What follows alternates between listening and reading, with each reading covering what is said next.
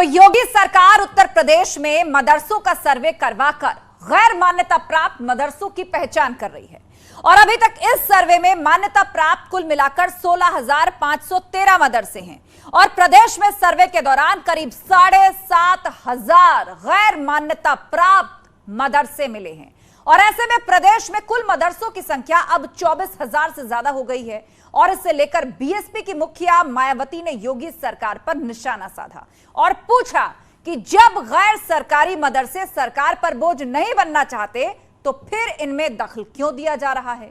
ये मदरसे चंदों पर आश्रित हैं और गरीब बच्चों को तालीम दे रहे हैं। तो सवाल यह है कि मुस्लिम वोटर्स पर आने वाले निकाय चुनाव और लोकसभा चुनाव को लेकर विपक्ष की नजर है और ऐसे में मायावती ने जो दांव खेला है और समाजवादी पार्टी के वोट बैंक में सेंध लगाने की कोशिश की है तो बीजेपी के पसमानदा मुस्लिम पर भी सेंध लगाने की यह कोशिश है। तो सवाल वही, मायावती के दांव से सन्नाटे में अखिलेश, मदरसों पर माया का प्लान, अखिलेश परेशान, 2024 की बात, मुस्लिम वोटर्स आखिर किसके साथ?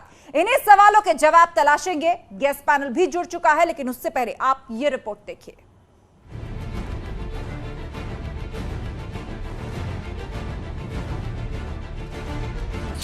मदरसों की जांच पर मायावती का सरकार पर वार।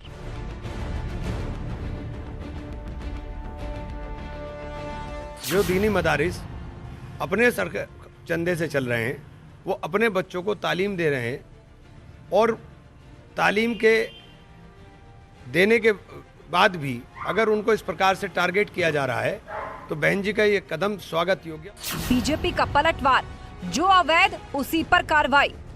भारतीय जनता पार्टी कोई मदरसे की विरोधी नहीं, मदरसी शिक्षा चल रही है। जो अवैध मदरसे चल रहे हैं उनको चिन्हित करके उनको बंद करने का विचार किया गया है और अवैध कुछ भी चले, चाहे वो मदरसा चले, कोई प्राथमिक विद्यालय चले, कोई हिंदी मीडियम का, इंग्लिश मीडियम का या किसी भी प्रकार से अवैध जो भी है वह अवैध है, जो वैध है वो वैध है। विपक्ष में झगड़ा, मुस्लिम वोट बैंक किसका? भारतीय जनता पार्टी और बसपा में बौखलाहट है। आज भारतीय जनता पार्टी और बसपा भी मुसलमानों की बात कर रही है, लेकिन देश और प्रदेश का मुसलमान जानता है कि उनके हितों की बात कौन करता है। वो भारतीय जनता पार्टी और बसपा के बहकावे में आने वाले नहीं है। बहन जी का देखिए जनाधार खिसक चुका है और बहन जी के पास कोई भी अब मुद्दे नहीं बचे हैं, क्योंकि 4 बार मुख्यमंत्री रहने के बाद भी उन्होंने मुसलमानों के हक के लिए कोई कार्य नहीं किया है। सरकार का दावा, मुस्लिम युवाओं को होगा फायदा। योगी सरकार जिस तरीके से 2017 के बाद से अभी तक मदरसों के बेहतरी के लिए, वहाँ के नौजवान छात्रों के अच्छी तालीम के लिए काम कर रही है, आने वाले दिनों में हम इसी दिशा में और भी अच्छा काम करेंगे।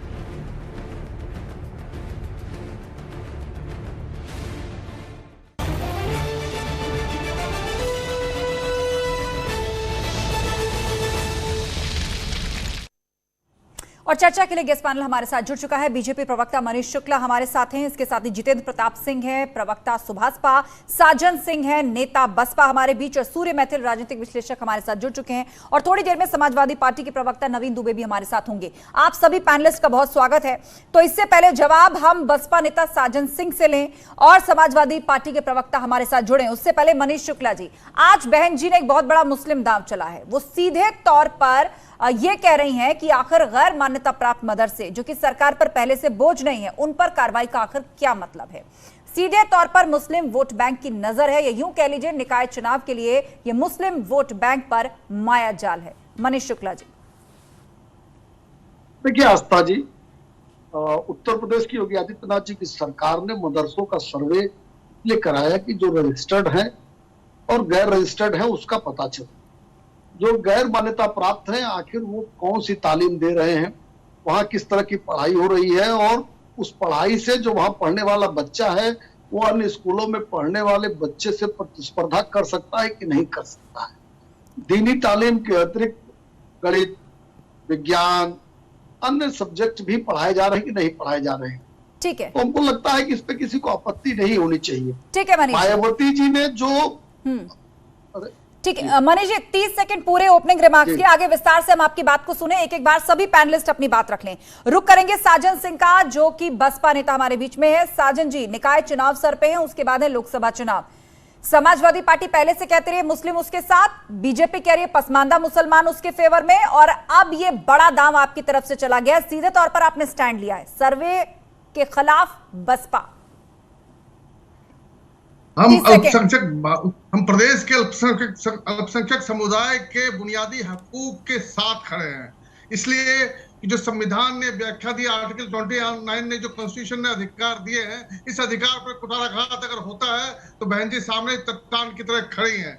आपकी मंशा पे सवाल जरूर उठते हैं। जब आप अल्पसंख्यकों के मदरसों के ऊपर में आप सर्वे की बात करते हो तो आपके मंशा पे सवाल उठते हैं कि क्यों सर्वे हो रहा है? जो अपने पैसे से मदरसे चला रहा है, जो कानून के विरुद्ध नहीं है, आप उस पर सवाल खड़े क्यों करते हैं? क्यों? ठीक है साजन जी, 30 सेकंड पूरे। तो कुल मिलाकर बसपा का स्टैंड बिल्कुल क्लियर है और आप लोग संविधान का हवाला दे रहे हैं, कह रहे हैं कि जब सरकार पर बोझ नहीं है मदरसे तो आखिर सर्वे की क्या जरूरत है? अल्पसंख्यकों के अधिकारों का ये हनन है, ये आप कह रहे हैं। कैसे, विस्तार से जानेंगे, लेकिन फिलहाल जितेंद्र प्रताप सिंह, प्रवक्ता सुभाषपा। जितेंद्र जी, सुभाषपा का क्या स्टैंड है? अब सीधे तौर पर मुस्लिम वोटर्स को कैसे लुभाया जाए, उनके मुद्दों को कैसे अपनी तरफ खींचा जाए, उसके लिए बसपा ने यह बड़ा दांव चला है। 30 सेकंड। आस्था जी पहले नाम करेक्ट कर दीजिए, जैनेंद्र नाम है, जितेंद्र नहीं है। तो मैं ये बताना चाह रहा हूँ कि बहन जी का 9% जो वोट बैंक खिसक गया है, अब उसकी भरपाई के लिए दोबारा से वो मुस्लिम समुदाय को फुसलाने के लिए मैदान में आई हैं। क्या आपने बहन जी को कभी सड़क पर देखा है मुस्लिमों की आवाज उठाते हुए या दलितों की आवाज उठाते हुए? वो केवल ट्विटर पे एक शगुफा छोड़ देती हैं और बरगलाने का काम करने लगती हैं बहन जी। तो अब देश समझ चुका है, प्रदेश की जनता समझ चुकी है कि उन्होंने कोई भला नहीं करना है आने वाले भविष्य में, और उनका अपना ही जो कोर वोट बैंक है वो सिमट चुका है। ठीक है जैनेंद्र जी, तो आपका यह कहना है कि बहन जी की पार्टी जो हाशिए पर है, अब उस नुकसान की भरपाई मुस्लिम वोटर्स को खींच करके की जाएगी। बस इसी दिशा में ये राजनीति जो है वो शुरू हुई है बसपा की तरफ। आप बने रहेंगे। नवीन दुबे भी हमारे साथ जुड़ गए, समाजवादी पार्टी के नेता। नवीन जी, आप देख रहे हैं मुस्लिम वोटर्स के लिए रस्साकशी जारी है। भाजपा का अपना दावा है, आप लोगों का अपना बड़ा दावा है, और अब तो सीधे एक बड़ा दाव बसपा यानी मायावती की तरफ से भी चला गया है। देखिए, ऐसा है कि इस मामले में मैं बड़ा स्पष्ट कर दूं, मायावती जी ने एमएलसी चुनाव में भारतीय जनता पार्टी का साथ दिया है। भारतीय जनता पार्टी की ईडी और सीबीआई के दबाव में वो भाजपा के लिए काम कर रही हैं, और जैसे जैसे निर्देश उनको भाजपा से मिल रहे हैं वो बयान जारी कर रही हैं, उससे अलावा कुछ नहीं कर रही हैं। हमारे सांसद वर्क साहब ने भी निरंतर बयान दिया है, इस पर विरोध किया है। निश्चित तौर पर हम ये कहते हैं, योगी सरकार हिंदुत्व के नाम पर सरकार में आए थे, आप हिंदुओं के लिए पहले आप बता दीजिए आपने क्या किया है। कितने संस्कृत विद्यालयों का जीर्णोद्धार हो गया है। ठीक है नवीन जी, गुरुकुल प्रणाली के विद्यालयों को नवीन जी फिलहाल वक्त पूरा, 30 सेकंड पूरे, लौटेंगे आपके पास। सूर्य मैथिल भी हमारे बीच में, राजनीतिक विश्लेषक। सूर्य मैथिल जी, मुसलमानों को लेकर हर पार्टी का अपना दावा है, क्या लग रहा है आपको? भाजपा कहती है पसमानदा मुसलमान उसकी तरफ हैं, जो विकास चाहते हैं या मुस्लिम महिलाएं हैं वो अब भाजपा को वोट देती हैं। सपा के अपने दावे हैं, सुभाषपा अपना दावा कर रही है। तो क्या लग रहा है अब बसपा ने जो मुस्लिमों को लेकर मदरसों के सर्वे के विरोध का जो दांव चला है, निकाय चुनावों में क्या उससे बटेगा मुस्लिम, किसकी तरफ जाएगा? देखिए आस्था जी, प्रश्न ही बिल्कुल गलत है। हाँ। बहन जी के द्वारा जो उठाया गया है कि यदि वो खुद से चल रहे हैं मदरसे तो उनकी जांच नहीं होनी चाहिए। भैया क्यों नहीं होनी चाहिए? यदि वो विदेशी पैसे से चल रहे होंगे, कोई आतंकी फंडिंग से चल रहे होंगे, तो क्या उसकी जांच नहीं होनी चाहिए? वहां पर स्थितियां पता होनी चाहिए कि वो देश के नौनिहाल जो हैं उस मदरसे में पढ़ रहे हैं, उनको पूरी सुविधाएं मिल रही है कि नहीं मिल रही है, आधुनिक शिक्षा मिल रही है कि नहीं मिल रही है, साफ पानी मिल रहा है कि नहीं मिल रहा है, बैठने की व्यवस्था ठीक है कि नहीं है। 30 सेकंड में अपनी बात में इतनी कह पाया आपसे। ठीक है सूर्य मैथिल जी, आप सभी लोगों की बात आ गई और चलिए विस्तार से चर्चा की शुरुआत करते हैं। सबसे पहले रुक करेंगे मनीष शुक्ला जी का। मनीष जी बताइए, यहां पर साफ तौर पर यह कहा जा रहा है कि मदरसों का सर्वे अल्पसंख्यकों के अधिकारों का हनन है, संविधान का हवाला बसपा दे रही है, और सपा तो यह सवाल उठा रही है कि कितने संस्कृत विद्यालय आपने बना दिए। लेकिन दरअसल सुश्री मायावती जी हो, अखिलेश जी हो या कांग्रेस पार्टी, इन्हें मुसलमानों की तरक्की या मुसलमानों के शैक्षिक, आर्थिक और सामाजिक उन्नयन से कोई लेना देना नहीं। उनको इन्होंने मनुष्य माना ही नहीं, केवल वोट बैंक माना, और उसी आधार पर इनके बयान आते हैं, उसी आधार पर इन्होंने सरकारों में रहते काम किया है। मायावती जी को सर्वप्रथम बताना चाहिए कि जब वो मुख्यमंत्री रहे उत्तर प्रदेश की 4 बार, तो उनके समय में अल्पसंख्यकों के लिए क्या काम किया उस पर वो मौन है। देखिए ये जो सिक्का उन्होंने चला है, जो ट्वीट किया है, ये अब खोटा सिक्का साबित हो गया है उत्तर प्रदेश की राजनीति में भी और भारत की राजनीति में भी। अब धर्म और जाति की अफीम नहीं चलती है, अब आपको विकास की बात करनी पड़ेगी और अपना रोल मॉडल बताना पड़ेगा कि अगर भारतीय जनता पार्टी की सरकार में ये कदम उठाए गए हैं तो हम आने पर ये करेंगे, इसके नाते से ये अच्छाइयां होंगी और ये पॉलिसीगत। अच्छा मनीष जी, बसपा ये कह रही है कि ये मनीष जी आपको रोक रही हूं, बसपा की ये दलील है कि संविधान में ऐसा नहीं लिखा कि इस तरह से आप कोई सर्वे करवा पाए, मतलब ये जो सर्वे हो रहा है मदरसों का, ये संविधान के खिलाफ है, अल्पसंख्यकों के अधिकारों का हनन है। संविधान का हवाला इसमें दिया जा रहा है बसपा की तरफ से। देखिए आस्था जी,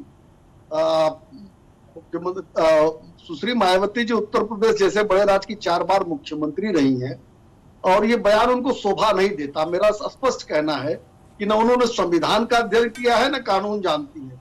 सरकार के पास ये अधिकार होता है कि कहीं भी कोई भी संस्था चले, स्कूल चले, कॉलेज चले, कुछ भी चले, अगर उसको लगता है कि जो विहित प्रक्रिया है उसका पालन नहीं है तो उसकी जांच कर सकती है। और जो मदरसे रजिस्टर्ड नहीं है वहां किस तरह की पढ़ाई हो रही है और क्या व्यवस्थाएं हैं, ये सरकार का कर्तव्य भी है, सरकार का अधिकार भी वो जान सकती है। इसलिए कि जो वहां पढ़ने वाले विद्यार्थी हैं किसी जाति धर्म से ताल्लुक रखते हो, लेकिन अल्टीमेटली तो वो उत्तर प्रदेश और देश के नागरिक हैं, वो नागरिक कैसे बनने वाले हैं, ठीक है मनीष, सरकार की निगाह होनी चाहिए। ठीक है, आप ये कह रहे हैं कि सरकार की मंशा साफ है, मदरसों में क्या पढ़ाया जा रहा है, किस तरह की पढ़ाई हो रही है, सब तक व्यवस्थाएं सुविधाएं पहुंच रही हैं या नहीं पहुंच रही हैं, इस सर्वे के पीछे सरकार की ये मंशा है। लेकिन साजन सिंह बसपा नेता लगातार हमारे बीच में है और वो ये कह रहे हैं कि ये संवैधानिक अधिकारों का हनन है। सबसे पहले तो साजन सिंह ये बताइए, ये कैसे संविधान के खिलाफ है? एक राज्य सरकार है, उसने फैसला लिया है, उसके राज्य में कितने मदरसे हैं उनकी काउंटिंग भी हो और कुछ क्वेश्चनेयर्स तैयार किए गए हैं कि ये मदरसे कितने पुराने हैं, कितने छात्र एनरोल्ड हैं, क्या सुविधाएं हैं, क्या सिलेबस है, इसे पता लगाने का अधिकार किसी भी राज्य सरकार को है। तो सबसे पहली बात तो ये बताइए कि संवैधानिक अधिकार का हनन कैसे है और कैसे अल्पसंख्यक खतरे में आ गया? अल्पसंख्यक यानी मुसलमान, जिसकी तरफ सीधा सीधा इशारा आप करें। आस्था जी संवैधानिक अधिकार को बताने के पहले मैं एक बात भाजपा के प्रवक्ता को जरूर कहना चाहता हूं। उन्होंने प्रश्न चिन्ह उठाया है बहन जी के शिक्षा के ऊपर में, शैक्षणिक स्तर के ऊपर में। कम से कम उन्होंने, हम योगी जी के शिक्षा के ऊपर में नहीं जा रहे कि वो कितने पढ़े लिखे हैं, लेकिन एक बात मैं जरूर कहना चाहता हूँ कि बहन जी दिल्ली यूनिवर्सिटी से LLB की प्रोडक्ट है। और दूसरी बात आपके जो भीष्म पितामह है, राजनीतिक भीष्म पितामह श्री अटल बिहारी वाजपेयी जी, उनके काल में, उनके राजनीतिक काल में, उनके शासन काल में 2002 में 86th अमेंडमेंट पास हुआ था। क्या 4 से 14 वर्ष तक के बच्चों को फ्री एजुकेशन देना ये स्टेट का कर्तव्य है? आप प्रोवाइड नहीं कर पा रहे हैं। इतने दिनों तक सरकार में रहते हुए भी आप सरकार में आए हैं धार्मिक ध्रुवीकरण की वजह से, ना कि बुनियादी स्तरों की वजह से। अच्छा, ध्रुवीकरण का आप जिक्र कर रहे हैं साजन सिंह, कौन ध्रुवीकरण कर रहा है यहाँ पर? आप एक मिनट साजन सिंह स्पष्ट करते चलिए, आपने ध्रुवीकरण का नाम लिया, कौन ध्रुवीकरण कर रहा है? सरकार मदरसों का सर्वे करवा रही है, आप कह रहे हैं कि मुसलमानों के अधिकार खतरे में आ जाएंगे, अल्पसंख्यकों के अधिकार खतरे में आ जाएंगे, ये इसके खिलाफ है। कौन हिंदू मुस्लिम कर रहा है इसमें? हिंदू मुस्लिम की शुरुआत किसने की इसमें? अपने धार्मिक शिक्षण संस्थान को स्थापित करने का, चलाने का, एडमिनिस्ट्रेशन करने का आप रोक नहीं सकते हैं। जैसे आप कदम उठाते हैं रोकने पे मनसा पे सवाल जरूर उठेंगे। तो आप ये कह रहे हैं कि कोई भी मदरसा चल रहा है, किसकी फंडिंग से चल रहा है, कहां से पैसा आ रहा है और क्या पढ़ाया जा रहा है, कोई कुछ भी करे, राज्य में ऑटोनॉमस बॉडी की तरह काम कर सकता है, राज्य सरकार को कोई अधिकार नहीं है, आप ये कहना चाह रहे हैं? नहीं, राज्य सरकार क्या किसी मदरसे से कोई कंप्लेन आया है क्या? अच्छा चलिए, इस बात का जवाब मनीष शुक्ला जी से ले लेते हैं। मनीष शुक्ला जी बहुत बड़ा पॉइंट उठा रहे हैं यहाँ पर साजन सिंह और कह रहे हैं कि किसी मदरसे से कोई शिकायत आई है क्या, किसी मदरसे में कोई गतिविधि मिली है क्या, कोई शिकायत मिली है जो सर्वे की जरूरत पड़े? स्पष्ट कर दीजिए, जरा जवाब ले लीजिए आप साजन सिंह। आस्था जी देखिए आस्था जी, शायद तो जाइए साजन सिंह, शायद तो जाइए, जवाब ले लीजिए। प्रदेश का जो नौनिहाल है, प्रदेश का जो नौनिहाल है उसके पढ़ाई का स्तर क्या है पढ़ने के दौरान उसको बुनियादी सुविधाएं मिल रही कि नहीं मिल रही है, दीनी तालीम के साथ साथ ऐसी तालीम मिल रही है कि नहीं मिल रही है जिसके नाते से अन्य विद्यालयों में पढ़ने वाले विद्यार्थियों से प्रतिस्पर्धा कर सके। देखिए इस तरह से हल्ला मचा के साजन सिंह आप जवाब ले लीजिए। आपने सवाल उठाया था कि क्या किसी मदरसे से कोई शिकायत आई, क्या किसी मदरसे में कोई ऐसी गतिविधि दिखी जो सर्वे की जरूरत पड़े? अब उसका जवाब दे रहे हैं सत्तारूढ़ पार्टी के प्रवक्ता। जवाब सुन लीजिए, आपको अलग से समय दे दूंगी। मैंने यही कहा आस्था जी, हाँ मैंने यही कहा आस्था जी। तो सबसे बड़ी सरकार का सबसे बड़ा कर्तव्य होता है कि जो नौनिहाल है, जो आने वाले समय में प्रदेश और देश का भविष्य बनेंगे, उनको कौन सी पढ़ाई मिल रही है, उस पढ़ाई उसके स्तर पर है कि अन्य विद्यालयों के विद्यार्थियों से प्रतिस्पर्धा कर पाए कि न कर पाए। और ये सरकार के पास अधिकार और कर्तव्य दोनों है कि वो जांच कर सकती है। देखिए मैं अब किसी की पढ़ाई लिखाई में नहीं जाना चाहता, लेकिन कम से कम इतना बुनियादी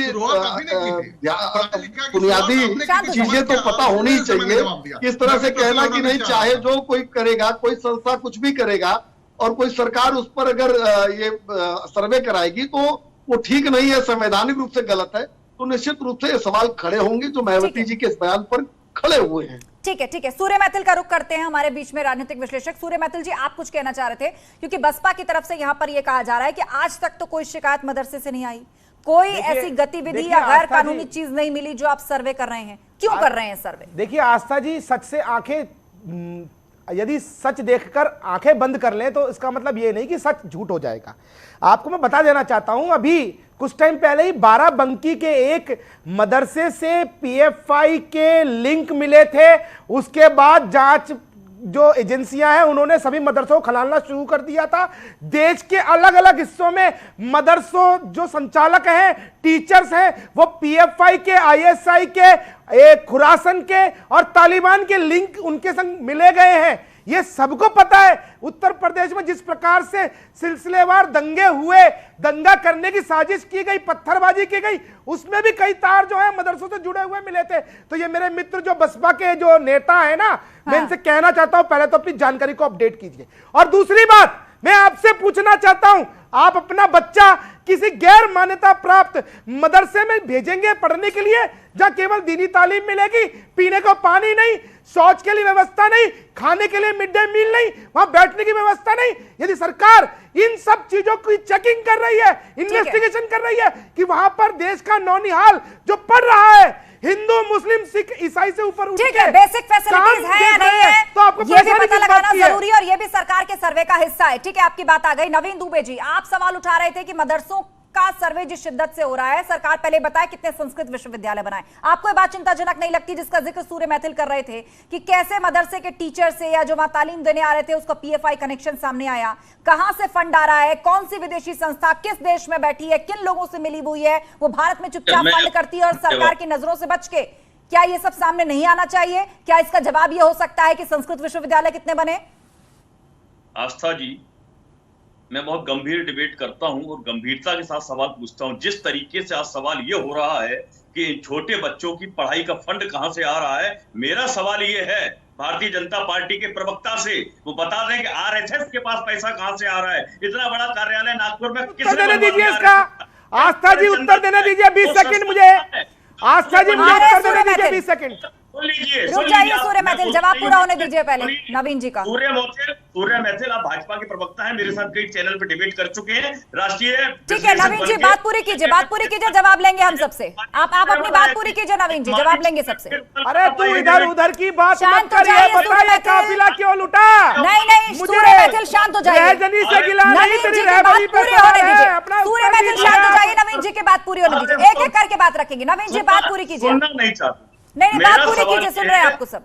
7,500 मदरसे अपंजीकृत आपने पाए हैं इस देश के अंदर और प्रदेश के अंदर। कितने कोचिंग सेंटर बिना रजिस्ट्रेशन के चल रहे हैं, कितने क्रैच बिना रजिस्ट्रेशन के चल रहे हैं, कितने प्राइवेट स्कूल बिना रजिस्ट्रेशन के चल रहे हैं। सर्वे कराने की चिंता और इनके जो सरकारी स्कूल हैं उनकी दुर्दशा को सुधारने की बजाय ये ध्यान भटकाने का काम करती है सरकार। उत्तर प्रदेश बेरोजगारी से परेशान है, महंगाई से परेशान है जनता, और अपराध और अराजकता से त्रस्त जनता, सड़कों में गड्ढे हैं, उससे ध्यान भटकाने के लिए हिंदू मुसलमान करने का लक्ष्य भारतीय जनता पार्टी की, क्योंकि सरकार बात कर पूरी रहा हो गई आपकी। आपने कहा कि मुद्दों से ध्यान भटकाने के लिए हिंदू मुस्लिम करना लक्ष्य और इसीलिए मदरसों के पीछे पड़ी है सरकार। बोले सूर्य मैथिल क्या कहना चाह रहे हैं यहाँ पर? प्रश्न नवीन जी ने ये उठाया है कि जितने कोचिंग सेंटर अवैध चल रहे हैं, क्रैच अवैध चल रहे हैं, डे केयर अवैध चल रहे हैं, उन पर नजर क्यों नहीं है? देखिए आस्था जी, जितने भी कोचिंग सेंटर चल रहे हैं, डे सेंटर चल रहे हैं, क्रैच चल रहे हैं, उन सब में कहीं पर भी दीनी तालीम नहीं दी जाती, पहली चीज। और वहां पर एक्सेस गारंटी है, कोई भी व्यक्ति वहां जा सकता है। लेकिन इन मदरसों के अंदर जिस प्रकार से हाइड एंड सीक का खेल चल रहा है, अंदर कोई जा नहीं सकता, इन्वेस्टिगेशन हो नहीं सकती, वहां केवल और केवल कुछ विशेष लोगों की ही एंट्री होती है। तो ऐसी जगह में छुपाने के लिए है क्या आपके पास में? वहां बच्चे पढ़ा रहे हैं, किस कंडीशन में पढ़ा रहे हैं? यदि इस बात की जानकारी सरकार ले रही है तो पेट में दर्द क्यों हो रहा है सपा के? वो क्यों इसको मुस्लिम धार्मिक चश्मे से देख रही है? मैं पूछना चाहता हूं इनसे। अरे भैया, आप लोग राम भक्तों के हत्यारे हो। हम जानते हैं कि आप मुसलमानों को खुश करने के लिए कुछ भी कर सकते हो, लेकिन देश के वो नौनिहालों के भविष्य से मत खिलवाड़ करो। मैं निवेदन कर रहा हूं आपसे। एक करके शांत हो जाए नवीन दुबे। ठीक है, ठीक है। मसला एजुकेशन का है। हाँ, आ रहे साजन सिंह आपके पास, लेकिन जैनेंद्र जी इंतजार कर रहे हैं। जैनेंद्र जी बताइए, यहाँ पर मदरसों के सर्वे को हिंदू मुस्लिम तुष्टिकरण से जोड़कर देखा जा रहा है कि राजनीति में हिंदू मुस्लिम करने के लिए, वोटों की फसल काटने के लिए सरकार की तरफ से कदम उठाया जा रहा है। आपका क्या कहना है? क्या प्रदेश में जो मदरसे चल रहे हैं, कितने वैध हैं, कितने अवैध हैं, उन सब के बारे में जानकारी रखना क्या राज्य सरकार के अधिकार के अंतर्गत नहीं है? और क्या नकारात्मकता ही फैलाई जाएगी? सरकार तो ये भी कह रही है कि उसमें कितनी बेसिक एमिनिटीज हैं, नहीं है, बच्चों के पास सुविधाएं हैं, नहीं है, ये सब भी तो पता चलेगा। नहीं आस्था जी, देखिए मेरी पार्टी तो इस कदम का स्वागत करती है राज्य सरकार के, और मैं बताना चाहूंगा राज्य सरकार ने 12 बिंदुओं पे ये जांच करवाई है। उसमें भवन, पानी, फर्नीचर, बिजली, शौचालय, छात्र और शिक्षकों का अनुपात, पाठ्यक्रम, मतलब क्या पढ़ाया जा रहा है उनको, क्या उनकी शिक्षा रोजगार परक है या नहीं है। और मेरे नेताजी बार बार यही कहते आ रहे हैं पिछले कई सालों से कि बच्चों को एक समान शिक्षा मिलनी चाहिए। ठीक है, लेकिन जैनेंद्र जी, इस तरह के स्टैंड से कि मदरसों का सर्वे नहीं होना चाहिए, ये मुसलमानों के अधिकारों का हनन है, क्या इससे मुस्लिम खुश होगा? नहीं। क्या इससे वोटों का पोलराइजेशन होगा? एक चीज और क्लियर कर दूं, सरकार जब पिछला कार्यकाल था इसी सरकार का, तो इसने एक वेब पोर्टल बनाया था जिसपे सभी मदरसों को रजिस्टर करवाना था। तो कुल मिला के 16,513 मदरसों ने रजिस्टर करवाया था। उनको हम कहते हैं कि ये मान्यता प्राप्त है, लेकिन बाकी ने रजिस्टर क्यों नहीं करवाया, ये मेरी भी समझ से बाहर है। क्योंकि अगर माता पिता मतलब ये मदरसों की भी जिम्मेदारी बनती है कि यदि बेशक वो स्वचालित हो, प्राइवेट हो, लेकिन रजिस्ट्रेशन कराना और सरकार के नॉलेज में डालना कि आप फला संस्था चला रहे हैं, इतने बच्चे आपके अंदर एनरोल्ड हैं, क्या पढ़ा रहे हैं, क्या आप उन मानकों पे फिट बैठते हैं, उनकी भी जिम्मेदारी है। ये बहुत महत्वपूर्ण पॉइंट आपने उठाया है कि यदि आपके दिल में कोई चोर नहीं है, आपकी नियत बिल्कुल पाक साफ है, आप एक शैक्षणिक संस्थान मदरसे के रूप में चला रहे हैं, तो उसको रजिस्टर्ड आपने क्यों नहीं करवाया? ये भी बड़ा सवाल है। साजन सिंह का रुख करते। ठीक है जैनेंद्र जी, बहुत महत्वपूर्ण बिंदु आपने उठाया है। साजन सिंह, एक मिनट, इससे पहले आप बोले मेरा सवाल आप सुन लीजिए कि इस तरह का स्टैंड लेकर कि मदरसों का सर्वे ही गलत है, मुसलमानों के अधिकारों का हनन है, क्या लग रहा है आपको? मुसलमान खुश होगा, बसपा को वोट देगा? निकाय चुनाव है, लोकसभा चुनाव है। हाँ, सभ्य समाज में किसी के घर का दरवाजा आप खटखटाते हैं ये सोच करके अंदर अपराधी बैठा है, तो आपकी सोच पे सवाल जरूर उठेगा। रही बात रजिस्टर करने की, तो आपको सर्वे से पहले ये कहना चाहिए था रजिस्टर करने के सारे उपक्रम करना चाहिए। आप राज्य सरकार है, सरकार में बैठे हैं, अधिकारों को सुनिश्चित करना आपका कर्तव्य है, शिक्षा देना आपका कर्तव्य है, जिसको आप नहीं दे पा रहे हैं। अरे भैया, यदि राज्य सरकार ने बोला है कि आप अपने मदरसे का रजिस्ट्रेशन करवाओ, तो परेशानी क्या है? उस समय जब राज्य सरकार ने बोला कि आओ सरकारी वेबसाइट पर अपने मदरसे की जानकारी दो कि आपके कितने टीचर हैं, कितने बच्चे हैं, कितना इंफ्रास्ट्रक्चर है, क्या क्या सुविधाएं आप दे रहे हैं, क्या क्या आप पढ़ा रहे हैं, आप मिड डे मील देते हैं कि नहीं देते हैं, तब आप लोगों ने जानकारी दी है। यदि सरकार आपसे जानकारी, साजन सिंह की बात पूरी होने दीजिए। सूर्य मैथिल शांत होइए, साजन सिंह की बात पूरी होने दीजिए। कुछ गलत कर रहे हैं, शांत होइए सूर्य मैथिल। जानकारी लेनी है। नहीं, इस तरह से डिबेट नहीं होगी, इस तरह से चीख चिल्लाहट से डिबेट नहीं होगी। हाँ, और ये सर्वे नहीं बोले है, साजन सिंह। सर्वे ये जानने का नहीं कि कौन सा आधुनिक पढ़ाई हो रही है, सर्वे ये जानने के लिए भी नहीं है कि कितने लोग वहाँ पढ़ रहे हैं, सर्वे आपको बताया है क्या? जवाब देना है आपको, लेकिन मनीष शुक्ला जी पहले जवाब उस सोच का नतीजा। इसलिए बहन जी ने आज डट करके खड़ी है कि अगर गलत संविधान विषमता से प्रश्न करेंगे अब इनको शांत करिए। इनकी बात पूरी होने दीजिए मनीष जी। जितना भी बुनियादी 10 सेकंड बेशक एक्स्ट्रा ले लें, लेकिन ये शांत हो जाएं क्योंकि सारे पैनलिस्ट को डिस्टर्ब करते हैं। आस्था जी 10 सेकंड। हाँ बोलिए 10 सेकंड साजन जी। आप जितने प्रदेश में फैले हुए सरकारी विद्यालय हैं, कभी आपने झांक करके देखा उसमें शौचालय है या नहीं? कभी आपने जानने की कोशिश करी उसमें पानी है नहीं? कभी जानने की छत है नहीं? ठीक है साजन जी 10 सेकंड पूरे, आपकी सभी बातें आ गई। देख लीजिए अनुदान दिया है, वहाँ पे काम करिए। आप किसी के धार्मिक संस्थान को, आप सरकार को सलाह दे रहे हैं, दूसरी तरफ मुसलमानों को भड़का रहे हैं और कह रहे हैं कि ये उनके मौलिक अधिकारों का हनन है और मदरसे बोझ नहीं बनना चाहते तो सरकार उन्हें डिस्टर्ब ना करे। क्या ऐसा चल सकता है किसी राज्य के अंदर? ठीक है साजन जी शांत हो जाइए, जैनेंद्र जी शांत हो जाइए क्योंकि सरकार से सवाल हुआ है, जवाब देंगे मनीष शुक्ला जी। मनीष जी यहाँ पर ये कहा जा रहा है कि आप लोग सेलेक्टिव हैं, मदरसों के पीछे क्यों पड़ गए हैं? और भी तो बहुत कुछ अवैध चल रहा है। यह सरकार ने वक्त दिया रजिस्ट्रेशन कराने का उन मदरसों को, इस बारे में स्पष्ट जवाब दे दीजिए। देखिए आस्था जी, दो बातें। एक तो सपा बसपा और कांग्रेस ऐसे दल लिप सर्विस के द्वारा मुसलमानों को खुश करना चाहते हैं। वास्तविक रूप से उनका उत्थान हो, सामाजिक आर्थिक शैक्षिक रूप से वो आगे बढ़े, इसके लिए उन्होंने कोई काम नहीं किया है।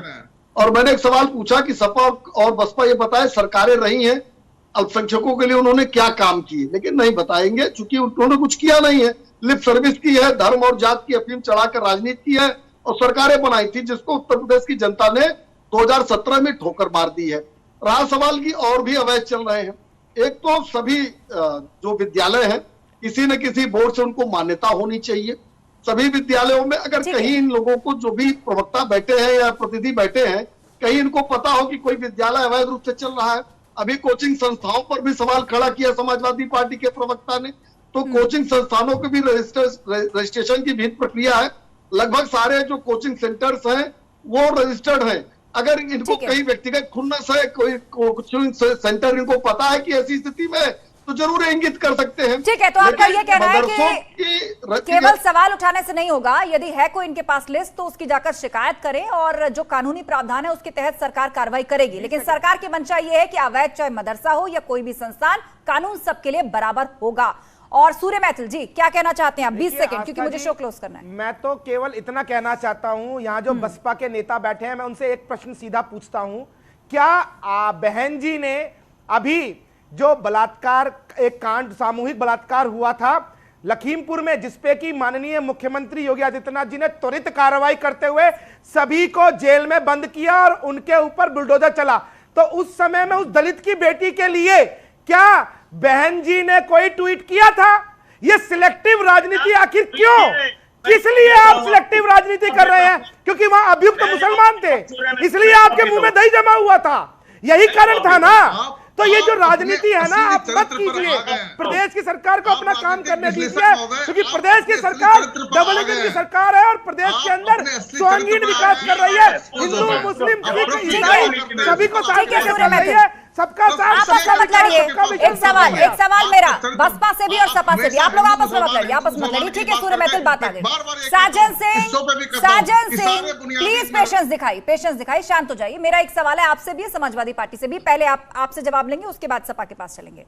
मुझे ये बताइए कि अब आप लोगों ने मदरसों पे एक स्टैंड लिया, आपने भी लिया, सपा ने भी लिया। दोनों ही कह रहे हैं कहीं ना कहीं कि सरकार की कार्रवाई गलत है। आप कह रहे हैं संवैधानिक अधिकारों का हनन है, और दूसरी तरफ समाजवादी पार्टी भी कुछ ऐसी दलीलें दे रही है कि इससे जो है वो खामखा मुस्लिमों को टारगेट किया जा रहा है। लेकिन मुझे बात बताइए कि क्या ये सब सिर्फ इसलिए हो रहा है कि आप मुसलमानों को खुश कर पाए? सपा मानती है कि वो मेरा कोर वोट बैंक है, बसपा भी उस पर अपना एकाधिकार जमाती है, लेकिन आपको नहीं लगता समय और चुनाव नतीजों के हिसाब से बहुत कुछ बदल चुका है? आप आजमगढ़ उठाकर देखिए, रामपुर उठाकर देखिए, आज मुसलमानों में भी बात होती है कि पसमानदा मुसलमान वो भाजपा को वोट दे रहा है, ये भाजपा का दावा है। मुस्लिम महिलाएं 3 तलाक, राज्य में सुरक्षा के मुद्दे पर भाजपा को वोट दे रही हैं। तो अब वो एक मुश्त वोट बैंक क्या रह गया है जिसको खुश करने की और उस तरह के बयान देने की आप लोग कोशिश कर रहे हैं? पहले साजन सिंह, उसके बाद नवीन जी। बोले साजन सिंह। लोकतंत्र में विपक्ष की एक महत्वपूर्ण भूमिका होती है। बिल्कुल। आप सरकार के द्वारा किए हुए गलत कार्यों को हाईलाइट करना हमारा काम है विपक्ष का, जिसके आवाज नहीं उसको आवाज देना हमारा काम होता है। हमारी आवाज को आप बिल्कुल वो कानून के दायरे में होना चाहिए और फैक्ट सही होना चाहिए। नहीं सकते जवाब देते ना बने, मीडिया को टारगेट करने लगे, ऐसा नहीं होना चाहिए। जनता सब समझती है। हमें हमारी आवाज को बंद मत करिए, कोई बंद नहीं कर रहा। हम वोट की बहुत साफ, वही से मैं आपकी बात सुन रही हूँ। और जो सवाल मैंने आपसे पूछा आप उसका जवाब नहीं दे रहे। आप तो मीडिया को टारगेट कर रहे हैं। बिल्कुल जवाब दे रहे हैं। बोलिए बोलिए। हाँ, मुसलमान अब एक मुश्त वोट बैंक रह गया क्या? पसमानदा मुसलमानों को लेकर अलग दावा है, मुस्लिम महिलाओं को लेकर अलग दावा है। हमारा काम है उसको हाईलाइट करना। हाँ, काम है हाईलाइट करना। कीजिए ना आप हाईलाइट, समय दे रही हूँ आपको, मुद्दे पर बोलिए। नवीन जी इंतजार कर रहे हैं। वोटों की राजनीति, अरे वोटों की राजनीति कोई नहीं करता है। अगर एक समुदाय से उसको महरूम किया जा रहा है उसके सारे अधिकारों को, तो कहना हमारा अधिकार नहीं है क्या? ठीक है, बिल्कुल आपका अधिकार है। समय भी पूरा। नवीन जी बोलिए। आस्था जी, मैं एक ही बात कहूंगा, उत्तर प्रदेश के अंदर कितने संस्कृत विद्यालयों का इन्होंने जीर्णोद्धार किया, पहले तो ये जवाब दे दें। दूसरी चीज, आप मदरसों का सर्वे कर रहे हैं, आपने 17 लाख दीपकों से दीपावली मनाई गई है, जानकारी है। आप अभी सप्लीमेंट्री सेशन बजट आप लाए थे, क्या आपने मदरसों के उद्धार के लिए कोई प्रोविजन रखा है बजट में? बेमतलब कि आप अफवाहें फैला के इस तरीके की चीजें समाज में फैला के हिंदू मुसलमान के बीच नफरतें फैलाने का काम करते हैं। और सुनिए मेरा सवाल, राम भक्तों के हत्यारे कह रहे हैं, पूरे मैथिल में डिबेट क्लोज फैला रहे हैं। 10 सेकंड पूरा कीजिए नवीन जी, 10 सेकंड पूरा कीजिए नवीन जी, शो क्लोज करना है। आरएसएस का रजिस्ट्रेशन कब होगा? उसके मुखिया को किस आधार पर सुरक्षा मिली हुई है? जवाब इस बात का चाहिए मुझे। जवाब इस बात का होना चाहिए कि राम भक्तों के हत्यारों को परसेंट जवाब इस बात का चाहिए कि क्या एक राज्य सरकार को अधिकार नहीं है कि उसके अंदर कौन सा संस्थान वैध रूप से चल रहा है और कौन सा अवैध रूप से चल रहा है? क्या कार्रवाई के दायरे में दोनों नहीं आने चाहिए? चाहे वो कोई कोचिंग संस्थान हो, कोई मदरसा हो, कोई यूनिवर्सिटी हो, कोई इंस्टीट्यूशन हो, कुछ भी हो। लेकिन जब राजनीति की एंट्री होती है तो आखिर हिंदू मुसलमान क्यों शुरू हो जाता है? बड़ा सवाल यही है कि बसपा ने जो आज बयान दिया है या जो स्टैंड लिया है मदरसों को लेकर कि ये मुसलमानों को टारगेट किया जा रहा है, सपा भी यही कहते चले आ रही है। लेकिन बीजेपी का साफ कहना है कि राज्य सरकार का ना सिर्फ अधिकार है बल्कि इसके पीछे सरकार की नीयत भी बिल्कुल स्पष्ट है कि सरकार इस सर्वे के माध्यम से बच्चों को क्या पढ़ाया जा रहा है, क्या सुविधा दी जा रही है और क्या फंड आ रहा है, उसकी पूरी जानकारी चाहती है, क्या ताकि उनको एक बेहतर संस्थान बनाया जा सके।